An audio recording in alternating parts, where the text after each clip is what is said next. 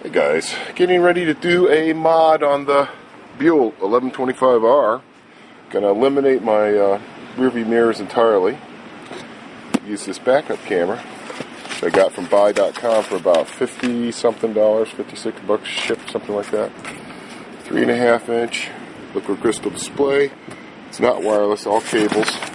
And this is the deal where I'm going to be doing some modding. Now, I have a Harding, however they pronounce it, fender plate, fender tag eliminator, under tray, cleanup deal, whatever it is. Okay, here's the camera. As you can see, it's got infrared lighting and a sensor and all this other good stuff, and a cable. As you can see, it's way too big for a motorcycle license plate. Also, if I were to try and mount it on my plate, it would be flapping around in the wind and I'd have a terrible image. Now, the actual tag eliminator thing here is quite sturdy.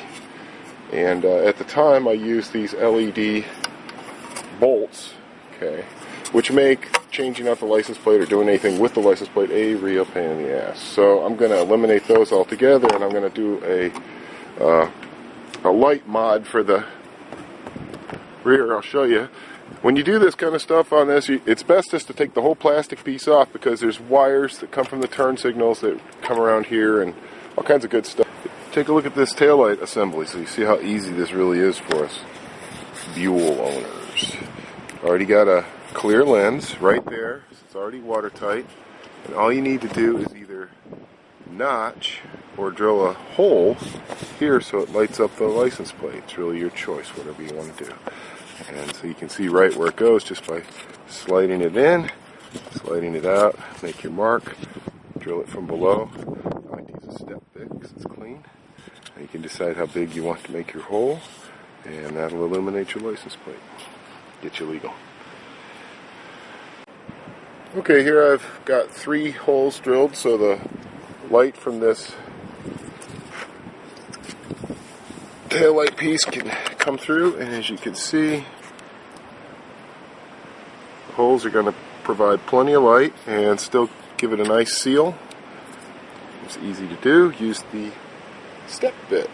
Okay, I'll reassemble and I'll show you some more in a minute.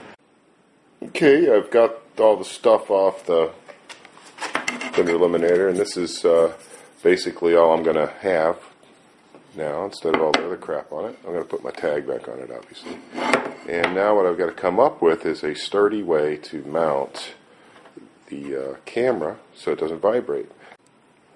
Okay guys, after some fiddling around, this is what I came up with. I had a scrap of reasonably thick aluminum sheet that was anodized black. So I made a little pattern, cut it out, bent it, bolted it. It's now sandwiched to the plate, so it's really stiff. And I used washers to leave a little space for the cable. And that's stuck on with industrial Velcro, and it has a little piece of C-channel to keep it from vibrating. Alright, the installation is complete. I just need to get the bodywork back on before it rains.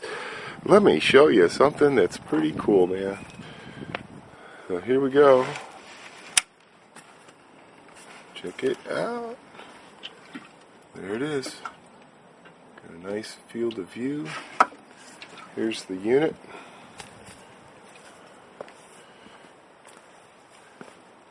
There it is. Ready for action. Here's all the wiring. I've done it factory style, so you don't see I just routed it along the same stuff. And last thing I need to do is put in a wire tie to secure it so it doesn't just flop around. And then it'll be good.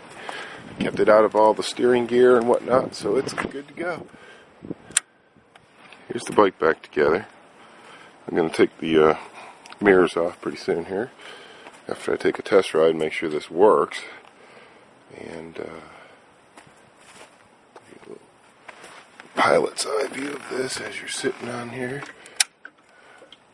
and there you have it. Works for me. There's a little button on the side. I guess all it does is turn it off, turn it back on. It doesn't seem to do anything else. It's a little dark, but then again, it's also a little dark outside, so But it should show me going down the road what's coming up. Gonna check it out pretty soon here. Now notice when I start the bike,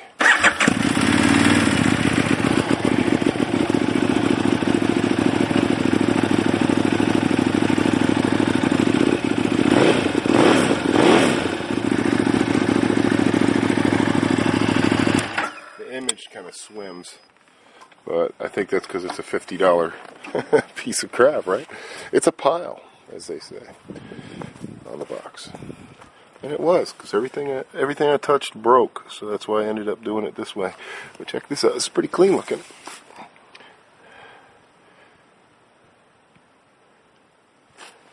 Show you the lighting effect. As you can see, you got light coming down on the plate. Oh, pretty awesome. I made these out of some hex stock I had laying around. This is some nice high quality brass. And I'm not a machinist, so I just had to use my bandsaw and drill press and polish them up on the buffing wheel. I think they're purty.